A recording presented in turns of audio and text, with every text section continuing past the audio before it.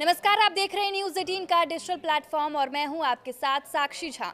बांग्लादेश की पूर्व प्रधानमंत्री शेख हसीना ने अंतर्राष्ट्रीय अपराध न्यायाधिकरण की ओर से सुनाई गई सजा पर अपनी पहली प्रतिक्रिया दी है। उन्होंने फैसले को धांधली से स्थापित, पक्षपातपूर्ण और अलोकतांत्रिक ट्रिब्यूनल का फैसला बताया है। उन्होंने कहा है कि ये ट्रिब्यूनल ऐसी अंतरिम सरकार चला रही है जिसका कोई लोकतांत्रिक जनादेश नहीं है और इसके निर्णय राजनीतिक दुराग्रह से प्रेरित है।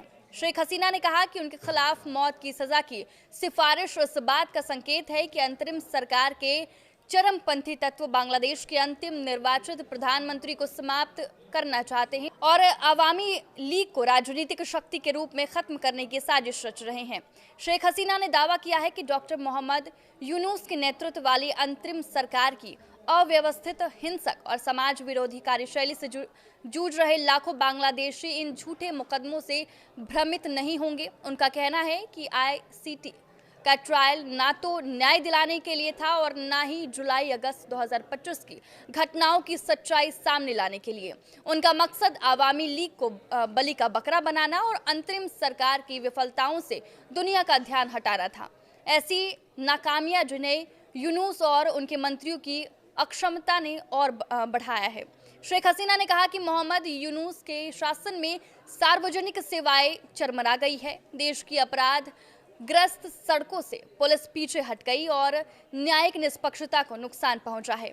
आवामी लीग के समर्थकों पर लगातार हमले हो रहे हैं। हिंदू और अन्य धार्मिक अल्पसंख्यकों पर हमले हो रहे हैं और महिलाओं के अधिकारों का दमन किया जा रहा है। प्रशासन के अंदर मौजूद इस्लामी चरमपंथी, जिनमें हिज़्ब उत तहरीर के नेता भी शामिल है, बांग्लादेश की धर्मनिरपेक्ष सरकार की लंबी परंपरा को कमजोर करने की कोशिश कर रहे हैं।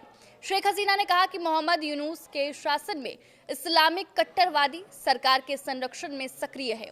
पत्रकारों को गिरफ्तार किया जा रहा है, आर्थिक विकास ठप हो गया है और यूनुस ने जानबूझकर चुनाव को टालते हुए देश की सबसे पुरानी पार्टी को चुनावी प्रक्रिया से बाहर रखा है। उन्होंने कहा है कि इन सबके सबूत अंतर्राष्ट्रीय मीडिया, एनजीओ और स्वतंत्र संस्थाओं के पास है। आईएमएफ की रिपोर्ट भी इसी ओर संकेत करती है, लेकिन इसके बावजूद अंतर्राष्ट्रीय समुदाय ने यूनुस शासन को स्वीकार कर लिया है, जबकि बांग्लादेश का कोई भी नागरिक इस सरकार के लिए वोट नहीं दे पाया।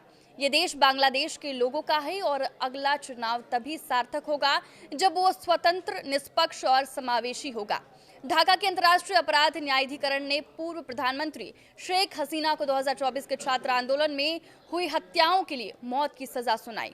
कोर्ट का कहना है कि हसीना ने हिंसा भड़काई और मारने के आदेश दिए। इसी केस में पूर्व गृह मंत्री असदुज्जमा खान को भी फांसी की सजा मिली, जबकि पूर्व आईजीपी अब्दुल्ला अल ममूम को 5 साल जेल दी गई। कोर्ट ने हसीना और खान की संपत्ति जब्त करने का आदेश भी दिया है। दोनों नेता 15 महीने से भारत में हैं। हसीना ने फैसले को राजनीतिक और पक्षपाती बताया है। ये फैसला ऐसे समय पे आया है जब हसीना पिछले 1 साल से भारत में निर्वासन में हैं। अब बड़ा सवाल ये है कि उनके पास आगे के लिए क्या रास्ते बचे हैं। एक लंबे ट्रायल के बाद बांग्लादेश का अंतर्राष्ट्रीय अपराध न्यायाधिकरण ने फैसला सुनाया कि 2024 के छात्र नेतृत्व वाले आंदोलन के दौरान हुई हिंसा में शेख हसीना की सीधी जिम्मेदारी थी। अदालत ने माना कि उन्होंने सुरक्षा बलों को कड़े और घातक बल का इस्तेमाल करने का आदेश दिया था।